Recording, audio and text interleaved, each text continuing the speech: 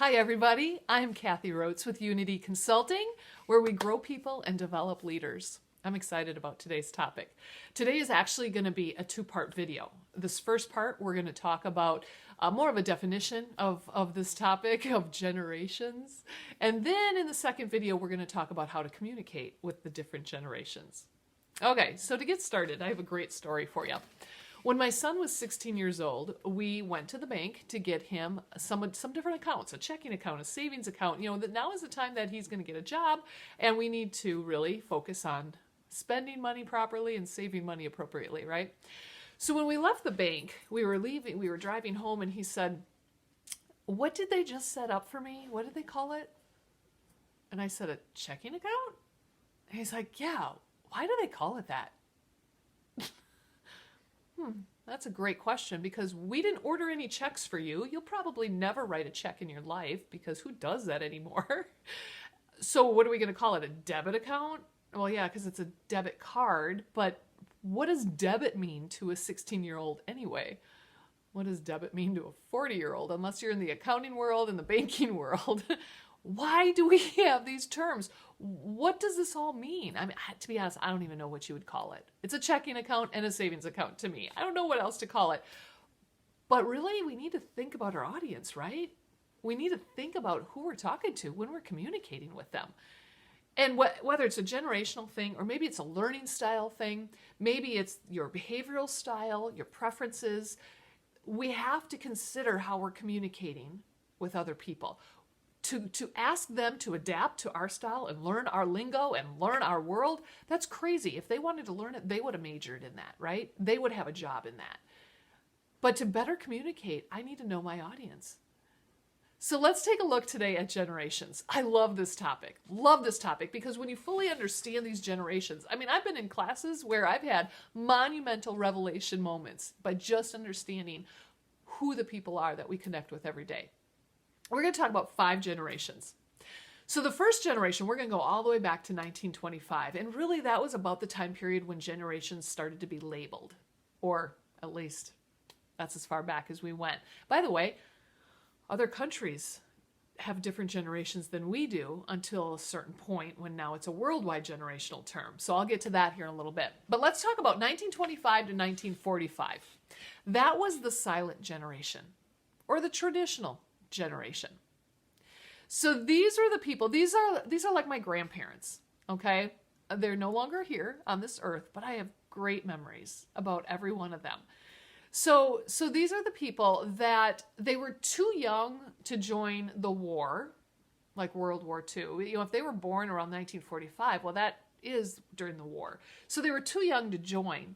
And their parents were part of the Great Depression. So these were the children of the Great Depression. This matters. We have to consider the time period they were living in because it matters how we communicate with them. You know, what was going on in the political world? What was going on with entertainment, movies and music and toys? All of this really matters because how we communicate with them will match how they grew up. Now, what's interesting is they were born between 1925 and 1945, but that's not the time period you really want to look at as to what was going on, because if they were born in 1930, they don't remember what the music was in 1930, but 10 years later, they remember it. So you really want to look at like the 1940s and 50s of what was happening in the world. That's what affected them. You know, it's interesting because they were raised by people who survived the Great Depression. My great-grandma, I remember her. She raised my grandma, right? My grandma was part of the silent generation. My great-grandma would walk around the house and pick up little strings. Oh, do you see by the way, I have a visitor today. His name is Wrigley. He might make an appearance. My grandma would walk around and pick up strings this big off the floor. I remember one time saying, "Do you want me to throw that away?" And she said, no. She'd go over to her chair, and right next to her chair was a little stand, a lamp stand, and she had a string ball. And she would add this little string to her string ball. And I thought that was so crazy, but she said, "Oh, I can sew on a button with this size string. I can darn the socks with this size string." What? use the sock as a dust rag and throw it away. Not when you live in the Great Depression era, right? You don't do that. You save, you find what you can to salvage your clothing or salvage anything. You don't throw things away. So, those are the people that were raising my grandparents. My grandma, oh my gosh, she used to sew. She sewed. I still have clothes. I dressed my children in clothes that she made for my brother and I. She would sew the most beautiful of anything. She would cook. I realized in my 20s that the smell of boiling celery was my grandma's house. I was making chicken noodle soup from scratch, and suddenly I closed my eyes and I was right back at my grandma's house. She would compost before composting buckets existed, right? She'd cut off a half of a milk carton, fill it with composted food, and take it to the garden when it was full. I mean, she would can, and she would make jam, and these are like traits or talents that are kind of a thing of the past.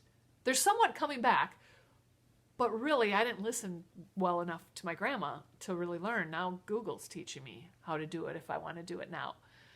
So this is the generation. This is the generation, the silent generation. This is who they are. This is how they grew up. Starting in about 1946 to 1964 starts a new generation. This is the baby boomers. The baby boomers that are all like mass retiring right now, right? These are the baby boomers. This is my mom and my dad. So in the baby boomer era, the time when they were growing up, what was happening again? What was happening with music and movies and political? My parents, they knew where they were, somewhere in grade school when JFK was shot. They have some vivid memories. They have vivid memories of the first TV that entered their home, right? It was huge. You can't even see my hands. It was huge, huge TV. They remember black and white. They remember it going to color. They remember 7 o'clock Sunday nights. The Disney movie was a big deal. And people were in their homes when they wanted to watch these TV shows. They're the Peace Kids, right? This is their generation. The music, the movies was just really starting to happen. The 60s music, that was their thing. So then we go into around 1965, and this is where I have to cheat. 1965 till about 1980, then starts a new generation. And that's Gen X. I'm a Gen Xer. Gen X, this is our generation. What was going on in the world? Well, I know where I was the day the space shuttle blew up. I was in 7th grade, and that was the first day I got the chicken pox. So everything on the TV was all about the shuttle. I know exactly, certain monumental moments. Ronald Reagan was a president when I was in my younger years. Music was a deal. Computers. I didn't see a computer in school until 6th grade. And then it was 2 computers in a back room, and it was black and white and this big, and certain games we could play. But it was not part of my curriculum. In high school, we had to take a typing class with a typewriter before we ever took a computer class. We didn't learn it in kindergarten like they do now.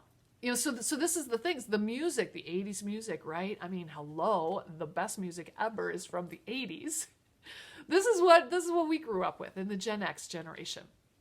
So in 1981 starts a new generation until about 1994. And this is the generation now where you're starting to finally see maybe an end date to Gen Y. This is also known as the millennials.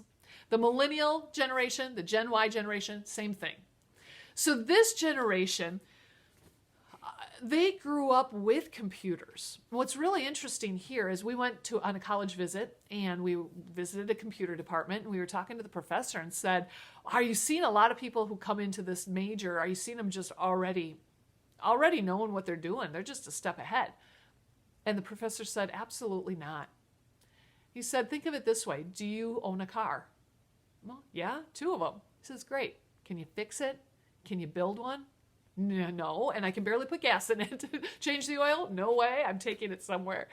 He said, that's no different than computers. These kids are growing up with computers, but they're users. They're not creators. It's actually the Gen Xers that you see more of the creators or the computer programmers that we have. So it's just interesting. We just think that Gen X or Gen Y will know computers. Well, they do as a user, not necessarily as a developer or a creator or fixer. Okay, so within Gen Y, they also get the terms Gen Me. entitled. These are terms that have been labeled or tagged to this generation. It was interesting. I was in a class one time teaching on this exact same topic, and a Gen Y said to me, I don't know any different. I'm entitled because it's been given to me. I didn't know it shouldn't be given to me. And when I put my mindset into that type of upbringing, I mean, these are my kids. 2 out of 3 of my kids are definitely a Gen Y. I want things to be great for them. You know, just like the silent generation want things to be great for the baby boomers. Credit cards came out when the baby boomers were growing in their 20s and so forth, right? Baby boomers have great lives because they didn't want to fall back into depression. Their parents didn't want depression like their parents experienced. We try to have it better for each generation, right? We try to make it better for our kids. So with this generation that we're in right now, I want it better for my kids. So I'll do things for them. I'll get things for them. And I'm so sorry, but my staticky hair right now is just driving me crazy. Please don't look at that. But we do. We want things better for our children. So we're really trying to give them more. And this is where this Gen Y coworker of mine said, I didn't know it should be any different. This is just how I've been raised. Sorry, if you call it entitled, this is the habit. Interesting, right? Now, when you look at the time frame, the computer time frame of Gen Y, but also look at, gosh, Gen Y was right at the beginning of the Desert Storm War over in Afghanistan. This is the generation that has seen tons of wars. All of their games kind of match the world we live in.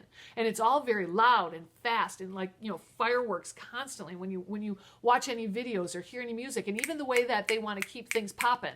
Keep things going, just keep things fast-paced, because that's the world we live in. Okay, you know what?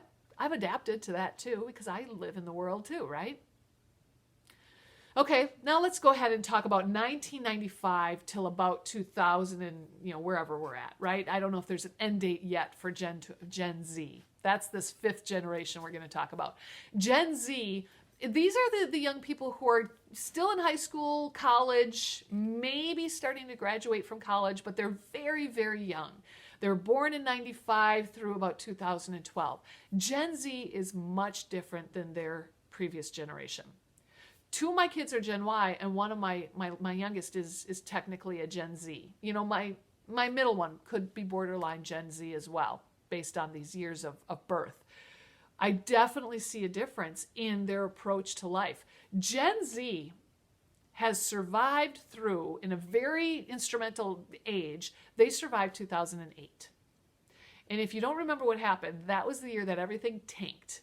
That's the year that the somewhat of a recession started to hit. People were losing their investments. We were very much on alert on how we were spending our money.